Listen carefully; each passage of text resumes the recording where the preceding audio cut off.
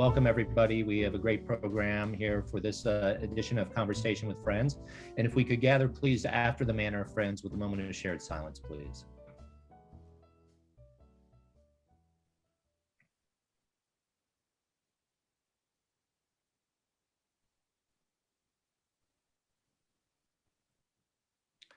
Thank you. It's such a pleasure, Mei, to have you with us this evening.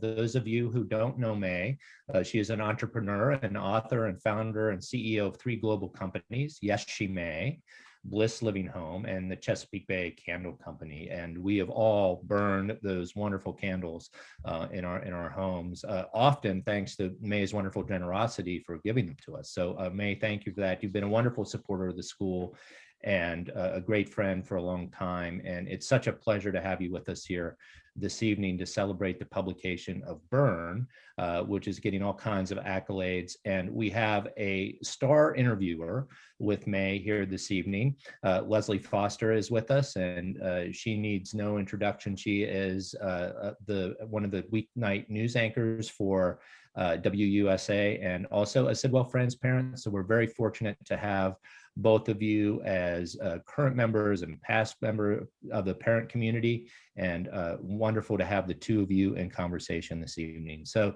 Lesli, I'll turn it over to you, and everybody enjoy the evening. There'll be an opportunity to ask questions at the end of the program. Brian, thank you for that kind introduction. And I'm really delighted to share this space of friendship with all of you tonight and to be in conversation with Mei Xu. Her only request was that this be a fun talk.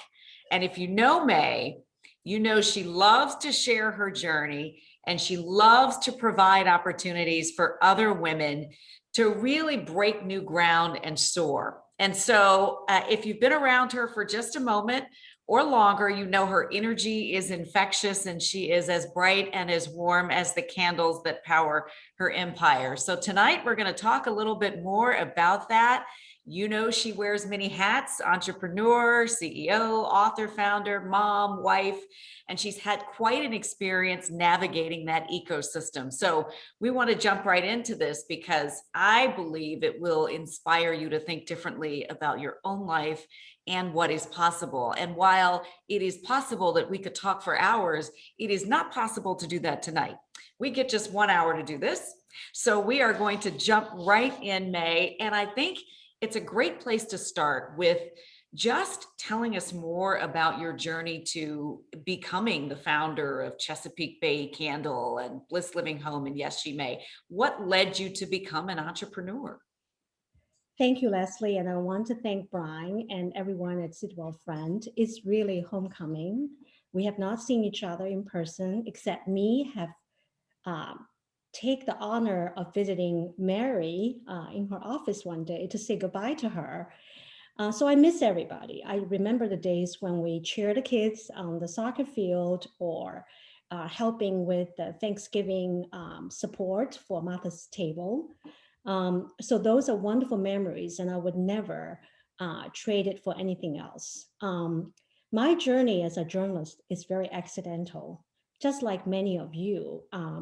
Life does not always give us what we get ourselves trained for. I was trained as a diplomat in China during 1979, when it just opened to become a more normal society versus completely closed in due to the Cold War. And I was enrolled as a foreign language student getting ready for diplomacy at the age of 12. I continued my education as a diplomat in Beijing, but I was also able to work for the World Bank when it started to invest a tremendous amount in infrastructure building for China. I was a very good speaker of English, so because they have so many experts from all over the world, and because China was just opening up, I was recruited to work with World Bank missions to the remote areas of China and helping with building latrines and hand pumps and developing environmental standard for the first time for China. I was really enjoying the environment of working with an international community and the goal of international organizations. But it came to a very abrupt stop when I graduated, thinking I would continually work for the World Bank, and it was 1989.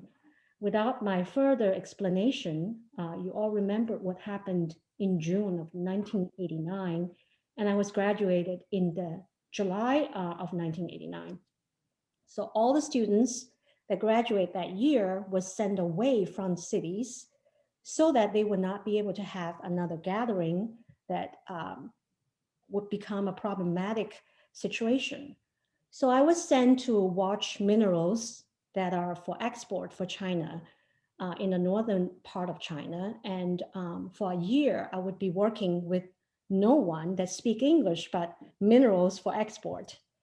And I realized as a student of foreign languages, Sidwell is one of the few schools that offer a lot of foreign language education at as early as pre-K. So every one of you understand language is a living thing. If you don't use it for a whole year, you probably would lose a lot of it. And knowing that, I left the diplomatic system. I resigned and I came to the US, and out of desperation after my graduate school, not able to go back to work for the World Bank because of the war with Iraq.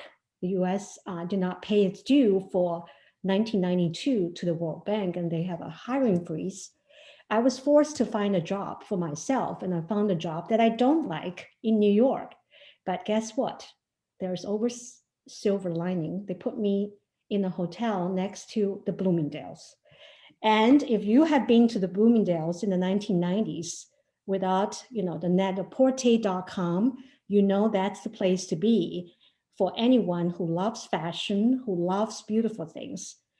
And because of my trained eyes as a diplomat and as a journalist, because I got my master's degree in journalism, I realized there was a gap between fashion and home, that fashion is already very minimalist, very fresh, but home is very dated, very ornate, and very grandma-ish. And to my untrained eyes of fashion, but trained eyes as a cultural observer, I realized there's an opportunity, and that's how I started my businesses. And you write in your book, Burn, that the journey that you're describing here, with its pitfalls and good things too, provided the fuel for you to create something new for yourself. And I just want to read this one little passage, because you say, ultimately, America had provided me with the entrepreneurial ecosystem to conceive of an idea, to test it in the market, and achieve success. It is no wonder why so many immigrants come to America and become entrepreneurs. And so what is this common thread that you think immigrants and entrepreneurs have in common? So I always feel that immigrants and entrepreneurs have a big tolerance for risk. We are also mostly very passionate about what we believe in. And we're the kind of people that would abandon what's known, what's familiar, what's comfortable, to follow our passion, even if it means it's going to be unknown, even if it means we have to give up everything, even our very loved ones. So that's why I feel, I think if you look at some of the most successful companies, Zoom included, what we are using right now, Google, we have a few really. Elon Musk is from South Africa. So there's something about that abandonment that we don't have a choice. We can't do it in our own country, and we would just have to try it in a whole new world. And I feel that even if you're born here and you don't have that immigrant mentality, but you have that passion, you have that, I'm going to risk everything just so I would never regret that I didn't do it. I think that's the difference also between those who have great ideas and those who have great ideas but let themselves pursue it. You've talked about feeling marginalized on your path to becoming an entrepreneur at times, but you persevered. And within a few years, you had literally gone from concept to candle, and you grew over the time a multi-million-dollar business. You could have chosen any number of names for your candle company, but I'm curious, what made you settle on Chesapeake Bay Candle Company as the name? Well, for those of you who have been to China, you know that to have a piece of property or a landmark that is untouched as much as possible, and it's very understated, but it's as natural as it can possibly be, is not very easy to find in China. We have so many people, and we have very small arable land. So when you mention the word park, usually it means a garden with walls, and you have to pay money to get in. And every bench is definitely occupied by lovers because they will stay there from the beginning of the day to the end.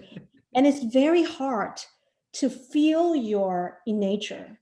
It's very manicured and it's very prepared. You can't feel that you are exploring anything on your own. And when I came to the US, I love Maryland because of the internationalness of its population, very highly educated. And then only a few minutes after you drive out of Washington, D.C., you see a lot of stretches of, I've never seen growing up, I don't think so. I've never seen a real tree that is not planted.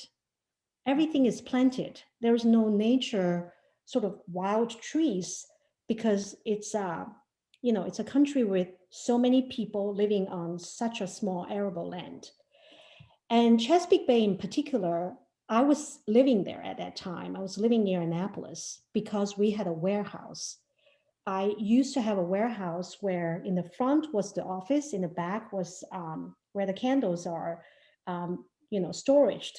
So we bought our first house near Annapolis, and I have a dog. I don't have kids at that time. No Alex and Michael at that time yet. It's just my dog, my ex-husband. And we walk the dog every weekend in Annapolis. And it's just the water, the sailors. I don't know anything about sailing. It's just that peacefulness on the water with little white dots. It's just ideal. It's the kind of life that empowered me in the end to pursue also fragrance that are more environmental. So some of the things we did at Chesapeake Bay Candle is really new in the 1990s, in that rather than have a straightforward vanilla, I would love to play with maybe lavender with vanilla, or I would have said something called a cottage bay fragrance. And what does a cottage bay fragrance smell like? It's something with a wood and a linen, a clean, fresh linen smell. So I like to play this idea that you could have an environmental fragrance that's inspired by their surroundings. It's so fascinating because when you think Chesapeake Bay Candle, you think, maybe this is someone who grew up near the Chesapeake Bay, but you were someone who was inspired by the Chesapeake Bay. Yeah. And it sounds like the scents that you've created, you spend a lot of time talking about this in your book, about how they are created and how scents can change how you feel about your surroundings, about your mood. It's no secret that this has been a really tough time for people around the world dealing with this pandemic. And I was thinking, what is the smell of happiness, right? What is the smell of joy? How do we find that? Tell us a bit more about how we find that in a scent. Well, that's such a great topic. And it's one of my favorite topics because I don't know if you recognize that for the first time, the sense of smell is very much a focus when doctors discovered when patient has COVID, one of the lasting impact or the defining symptom is that they lost the sense of smell. Mm-hmm. And because it's it's connected in a nerve ending in your brain. And it's also the sense of smell is also connected with the nerve ending for memory. That's why when you smell something, it's not just evoking joy or happiness. It also evokes a certain memory. Oh, it makes me feel joyful because it reminds me of the perfume I was wearing to my, prom night.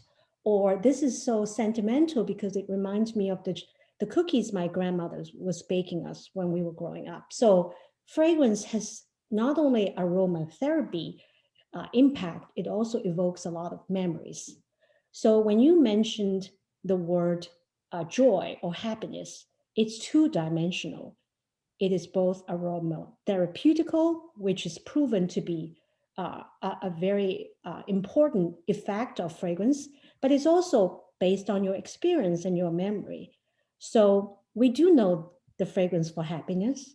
It's called citrus. Citrusy notes has amazing property to make you feel awakening and delightful.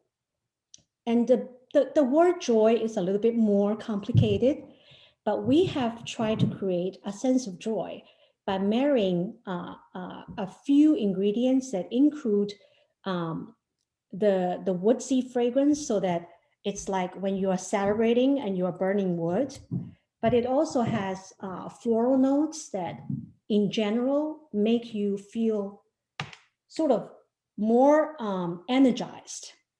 So there are companies now that are really trying. I don't know if you heard the word sensory marketing. So people have now been putting fragrances like clean cut grass. When I was in London, there's a department store that sells outdoor furnitures, and it was in the middle of, I think it was in the middle of January. And I don't know why so many people were trying outdoor furnitures. Well, as it happened, they were sending clean cut grass and azalea in the fragrance, in the atmosphere of this particular department store. And then if you go to the luggage department, they were sending out the copper tone, the suntan lotion. So there is a way that people memorize those fragrances, and it transport them as if they are there. So during COVID, one of the interesting things is that candle business skyrocketed because people are burning candles now day and night instead of just on a weekend. They really want to anchor themselves. They want to normalize the situation. So they burn something that they used to burn when they have friends, when they have events. And it's known to calm people when they smell similar fragrance that they used to smell. So it's fragrance is so amazing. I just feel it's only the beginning people realize that it's a bar when you see if you had COVID. There's going to be very interesting things that can be attached to fragrance. I always wonder for Alzheimer patients who has lost a lot of senses, fragrance, the sense of smell is proven to be the first that humans are born with and the last that humans lose. So is there a way for, my dad suffered from Alzheimer's, we lost him already, but I remember when I gave him his favorite cookies, he would perk up. When he smelled certain sort of dessert that he grew up with, he can remember more things, particularly the age where he was growing up eating a lot of those. So I definitely hope that scientists will take note of this COVID effect on smell and the sense of taste, and explore what else is hidden behind all these things that we haven't discovered yet. You talk about a lot of things in your book. And so this is my pitch to everybody to read this book. It's not a very long book, but it's robust with detail and energy about your journey. And I'm not going to talk about all of it, but I do want to talk a little bit about your journey then and some perspective now as we're navigating through some challenging times. So we have talked a lot about about violence and vitriol against Asian Americans in this country. It is clear as a nation that we have a lot more work to do to affirm that this has no place in our communities, in our country, in our schools. And you have written about how this awareness needs to extend to what you call the bamboo ceiling that exists in corporate America. And I wonder how you've navigated it and if you can help us understand what that is. So I recently penned an opinion piece for CNN on extending Asian Americans' representation on the boardrooms as well as, in C-suite. And it is based on the fact that during my experience, a lot of Asian Americans end up becoming entrepreneurs because a lot of times they feel after becoming the experts or the mid-managers, it becomes very hard to be promoted to be CEOs or CFOs. It's not their imagination. Harvard Business School actually had a report that the study shows that Asian Americans are the least likely promoted among all minority groups. So that is a paradox. Asian Americans work really hard, a lot of them with great education, and they are genuinely working well with their team, but it seems to be they're not leaders, either because they are not given the chance or because they have not advocate for themselves. That was the myth. During my time, I noticed that I was the only Asian Americans or Asians in many cases in a whole group.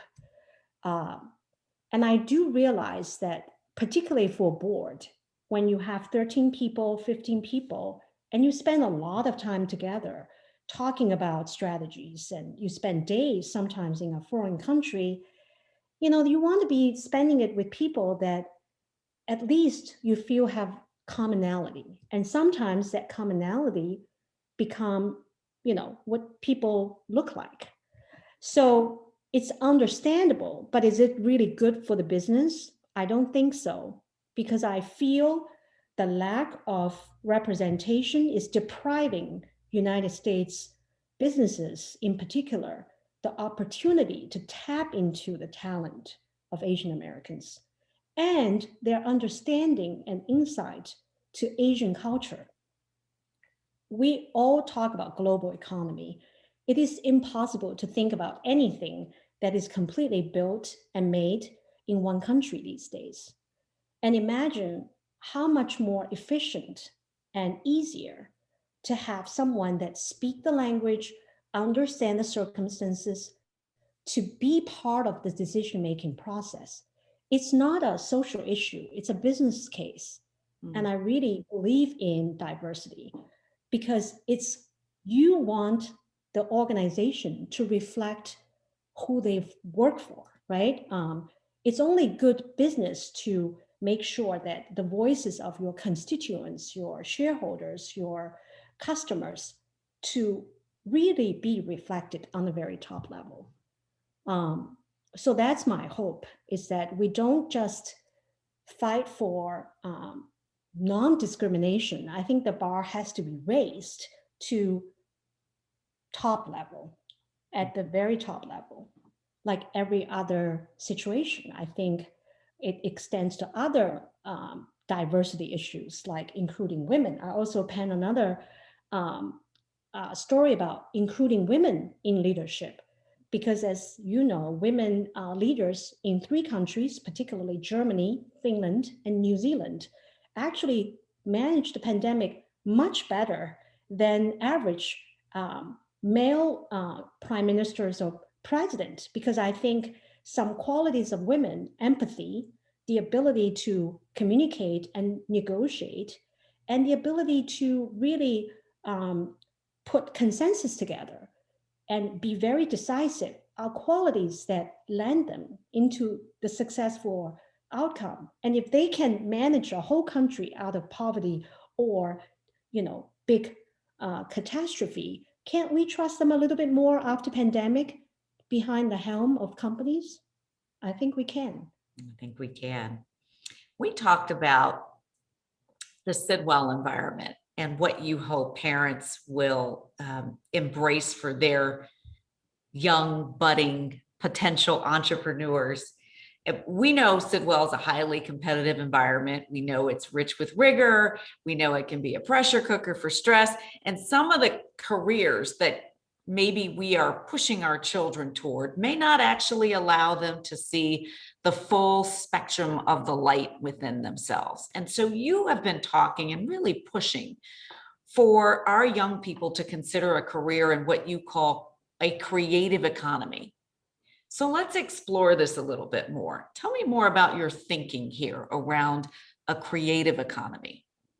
So thank you for really, this is one of my big passion is using creativity and innovation to power growth. Not just, how do we save more, but how do we create more? And how do we allow more people with a creative mindset?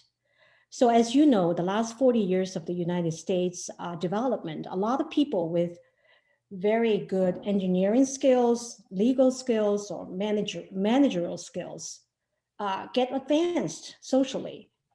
And they grow with their job, they get paid well, they become very successful. But a lot of times, people with music background or storytelling or comedians, they're struggling and they can't even put food on the table for their family. But I do feel what they have to offer, combined with what business community have, could create something very dynamic and interesting. For example, I've always been hoping, as you know, I built a factory in Baltimore, that we go back to creative manufacturing. This pandemic brought it very clear that when we left manufacturing completely out of our country, not only are we short of PPEs in the beginning, we were also scrambling to get our vaccines manufactured and delivered. And now what are we short? Everything between chips to cars to, things that we have taken for granted because of the global demand, and China could not supply everyone. And my question is it time for us to think about creating an economy that instead of prioritizing price, we prioritizing making things better and more sustainably, right? If I can make a candle, which is a very mundane product, interesting and better, and using soil wax, can we prioritize building a better bike that is affordable, that you can put in the metro and you can lock easily?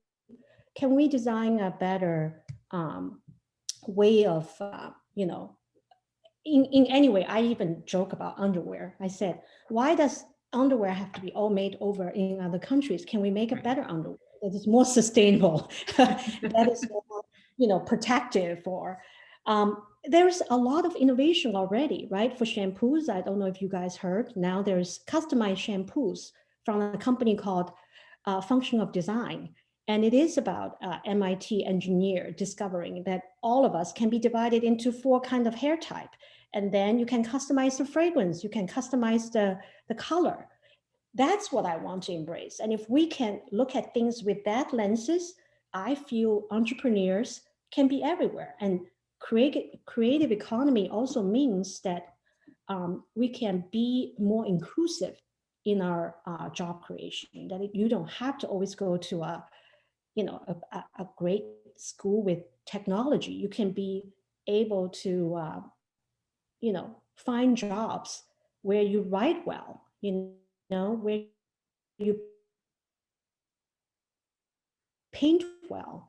I wanted to talk with you about, so you and I are both moms, both navigating this space of creating impact at home and in our chosen industries, and it's not always easy. And for all of your success, it took a near car crash to signal an urgent need for you to take care of you. You were falling apart. You were burning the candles at both ends.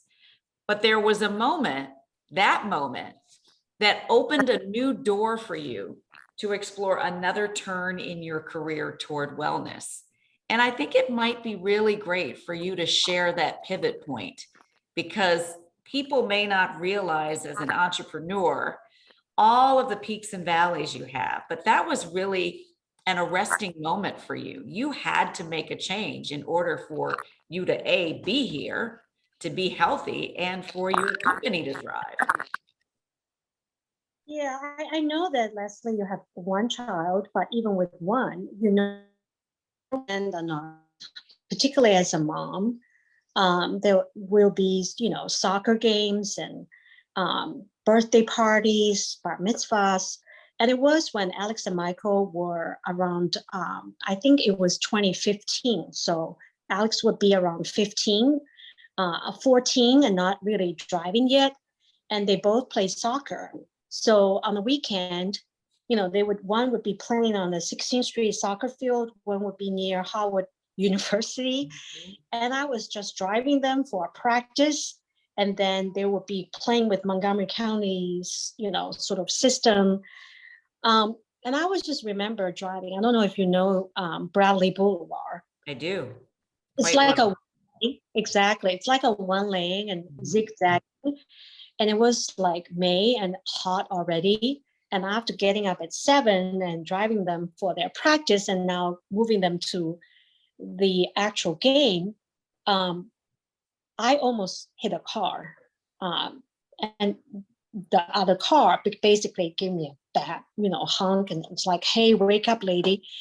And I have almost caught myself like on the other side of the lane. So I pulled over and I was just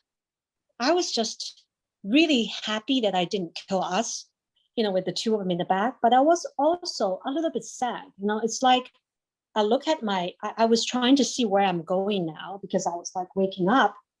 And I see you know how your iPhone, when you open your calendar, right?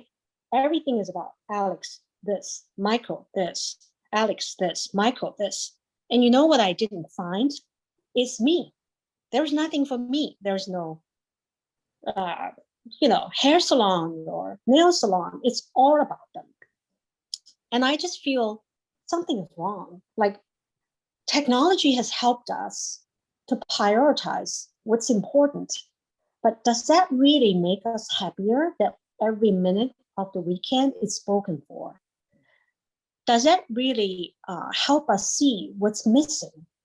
Clearly it hasn't, because I realized I haven't prioritized me.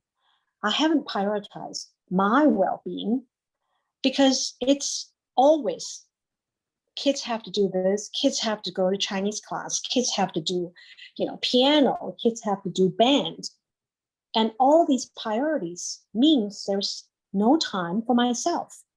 And this is the moment where I ask myself, how many women are like me, right? How many women, day and night, worried about their children, wanting to make sure their family has a balanced life. But in the end, is she having a balanced life? Is she happy? Because we know if a mother's happy, the family is happy. We heard about that. So that's the moment where I say, I have to put me in those spreadsheets. I want to see me on my calendar. And this is how I could start to anchor myself so that I achieve a mind and a body balance. And I will reflect those positive energy, and those positive energy will be infectious. It would allow my children to see the calm in me and the positive in me, and they then will get the same energy. So that's the moment when I say, I want to use this opportunity to really bring back the importance of self-care and wellness for the mother. And I started to wanting to bring candle. Remember you mentioned, how do I feel joy? How do I feel happiness? So I want to say there is a fragrance that you can burn at home for yourself when you take a bath or read a book. And that is going to give you that me time, you know, that moment of just taking care of yourself. And that is going to be the best gift for your family, because then they all benefit from what you do. So this is one of the most dangerous moments, but it's also one of the aha moments that give birth to one of probably the best collection I ever designed. It's called Mind and Body. It really combines aromatherapy with color, colorology. As you know, colors also have effect on us. Blue, as what you're wearing, is a very calming color. Green has a certain effect on our psychology. So I combined these, and I really launched this with mothers in mind. I think we launched it during Mother's Day. And it's one of the best collections in all the stores that I work with, from Target to Amazon to Bed Bath & Beyond, because it really focused on, and every woman understands it. I have a yoga woman. It's the first time I use a model for fragrance. Usually candle companies use a candle, and I decided to use a model.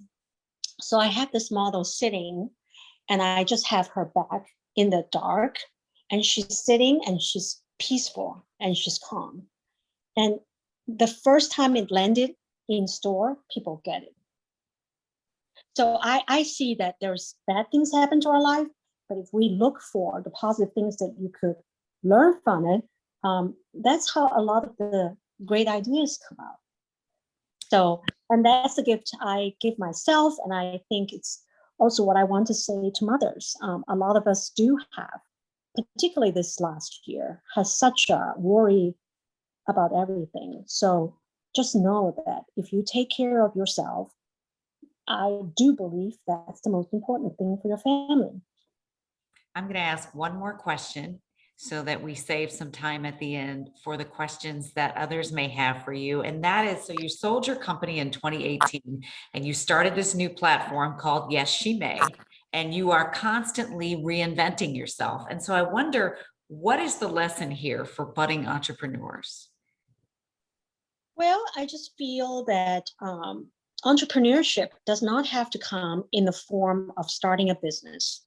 It doesn't even have to be a for-profit business. Entrepreneurship is really about thinking of challenges in a creative way. And you could be a nonprofit organization, you could be a school, you could be a company that wants to fight global warming, but it's the mindset, right? Entrepreneurship is the mindset. And if you have that kind of experimental, creative, but also curious mindset, I feel that's how, to me, it's not even about recreating myself. It's just what's fun. Remember, back to what you and I say, right. It has to be fun. I hope that people listening to this tonight will think about writing a book too, because I think it's very rewarding. It gives you a perspective about yourself that you don't realize. Besides, you meet a lot of interesting people too, because you have now an excuse called a book talk. And you'd be amazed how many people get connected because they like to read similar books. So for our kids, I know that the future is bright and shiny for them.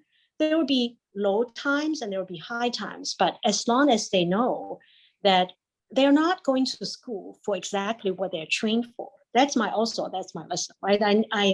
I went to school to be a diplomat, and I wasn't a diplomat, but what you learn is always going to be with you. Well, Mei, I want to thank you for being in conversation with us, even with the glitches. We've gotten so much from your experience, from your tenacity, from your energy, from your spirit. And I'm going to turn this over now to Emma and Anna, because there are some other questions for you as well. Thank you so much for your time tonight and for sharing your whole heart with all of us. Thank you, Leslie. Thank you for being patient and a great interviewer. You have great questions. I love it.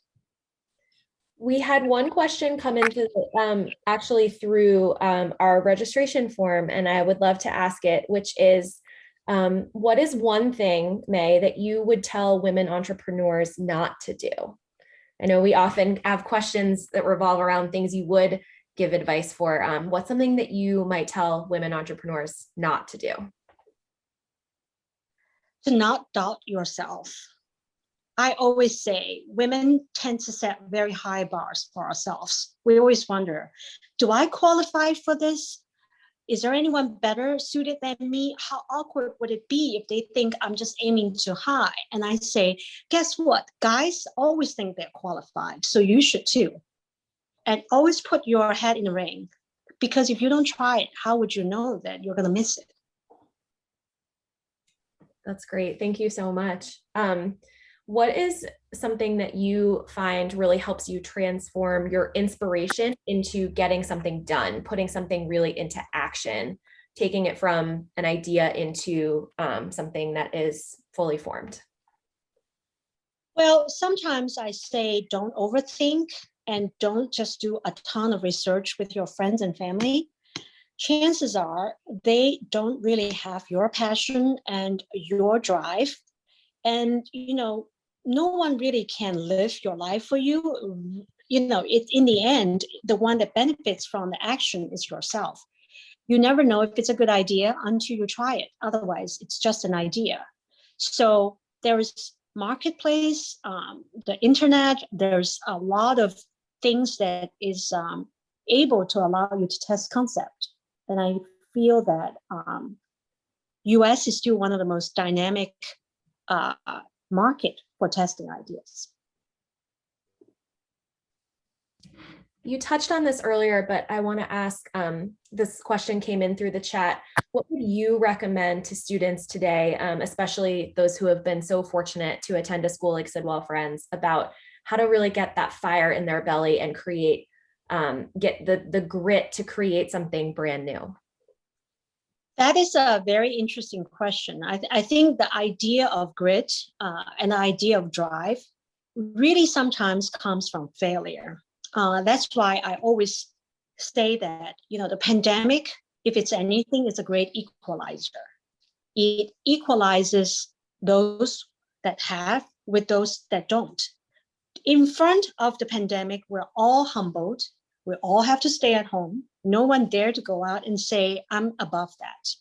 So if we can learn this lesson from the pandemic, we recognize that opportunities sometimes are very special, that you have but one chance to make it right, and that time and opportunity only favors those who's willing to give up something else for it.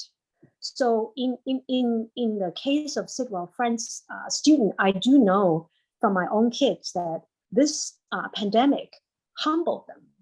Yes, they can't be with their friends. Yes, they miss going to school. But what they realize is that we're not joking when we say you are so fortunate you get to go to school with the best teachers and giving you all these opportunities. They know that it can be just gone overnight. Incredible. Anna, I have another quick question, some that we didn't get a chance to get to because of time, but I think it might be worth exploring this idea of failure, right? So there's a lot of success on your journey, but there was something you write about that's actually a little funny, and you explored lots of different scents. And one of them, you played with candles that smelled like carrots and kale and eggplant. And that didn't work so well. And so I wonder how you bounced back from that failure and use that to propel you to keep going. Well, I think it's almost opportunity that I had growing up where we have nothing, right? So it's very hard to duplicate, but I was growing up in China that has nothing. So everything I had since 12 has been all pluses to me. And on top of that, I do feel there is a sense that if you fail, you need to watch very carefully. You don't fail again, but you also watch carefully and humbly how other people succeeded. So I'm always, when I'm the younger of the two sisters. And when I think about the difference between me and my sister is that my sister always have to be 100% sure what she's doing, and then she do it. No wonder she's a mathematician. She needs to be precise. She needs to know the that this is the right thing. And I'm used to be a failure because she's so great. She's, a hero in my sense. And I allow myself to be a failure in front of her because she's older. So I guess the culture of allowing your family and your children to fail and even expose your own failure. Like I always joke about my failure in front of my kids. And I say, what do you think about that, kids? And interestingly, when they see I'm failing, they become more thoughtful. Instead of laughing at me, they actually try to comfort me and say, Mom, but you're not the worst, when it's about this and that, or your website is not the worst website yet. So I just want to cultivate the sense that, hey, guys, just chill. You can fail. I failed. And my book was no one's reading it. No major organization has decided to interview me for that book. Guess what? I'm a new author. I'm allowed to fail. So my kids see in me that you can take a lighter attitude towards failure, just like you need to take a very light attitude about success. You can't make yourself a big deal because you're successful. You are nobody. You're going to fail next time. So you just better be humble all the time. That's my recommendation to my kids. Sounds like humility is something we can all learn from. We can all learn from that. Yeah, that was a beautiful piece of philosophy that you just shared with us, Mei. And I'm so grateful that you have been able to spend time with us today. We are happy to interview with this book, and I'll actually put you under contract for interviewing you on the next one too. But it's such a pleasure to spend time with you. We've missed your charisma and insight and wisdom, and just your overall energy. It's always so wonderful to be in your presence and to be inspired by not only what you say, but what you do and how you let your life speak. So thank you for sharing that with us today. And Lesli, we could not have had a better person to be with us in the middle of a tech glitch than somebody who knows how to do this in a very professional and thoughtful manner. It is almost as if we planned it this evening. So we were very grateful for your time. We know you're very busy, Mei. We know you are very busy. And thank you to our expert team of Anna and Emma for staying with us and making it all work. We are deeply appreciative of them. Mei, thank you again for all of your support for the school and for your ongoing inspiration. We hope to see you soon. Friends, if we could end after the manner of friends and express our gratitude to Lesli and Mei, our two dear friends who put together a very special evening for us this evening. Let's end with a moment of gratitude.